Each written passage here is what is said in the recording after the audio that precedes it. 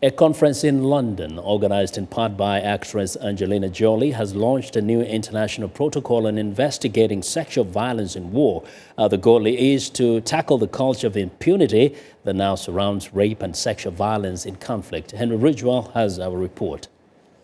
Leyla Damon was born on Christmas Day in Sarajevo in 1992, in the midst of the violent breakup of Yugoslavia. Her mother did not want to see her newborn child. Leyla explains why. My mother, who was Bosnian Muslim, was raped repeatedly in the concentration camps at the time, and she became pregnant, and then in the end ended up having to give birth to me in the central hospital in Bosnia, in Sarajevo. Leyla grew up in Britain after being adopted by the husband and wife team who filmed her. The guns in Bosnia have long since fallen silent, but the pain is still felt. Out of so many rapes that went on in Bosnia, I think there were only 12 that actually went to court. It's probably my birth mum's story, this kind of sense of injustice that nothing ever really got done to help her. Leyla now works with the charity War Child, which is taking part in a 4-day global conference in London on ending sexual violence in conflict.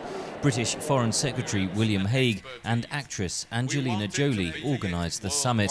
On Wednesday, they launched an international protocol on the documentation and investigation of sexual violence in conflict, aimed at ending the impunity for rapists in war. I have met survivors of war zone rape around the world, and almost without exception, they ask for one thing: justice. The right to be accepted, not shunned by society, the right to long-term economic and health support, and above all, the right to see their attackers held accountable in a court of law. Campaigners say the level of impunity in many African countries is particularly high, and the use of rape as a weapon of war in places like the Democratic Republic of Congo is endemic. Helen Kezienwaha is Uganda country director for the charity ISIS Women's International Cross-Cultural Exchange, which gives medical and emotional support to rape victims.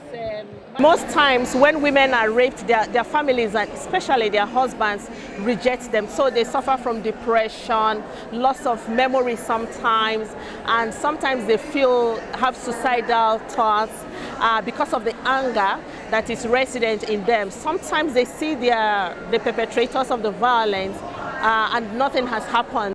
In Burma, political reforms have drawn widespread praise from the international community. But on the ground, activists say the situation for women has not changed, especially in ethnic minority areas where there's still conflict.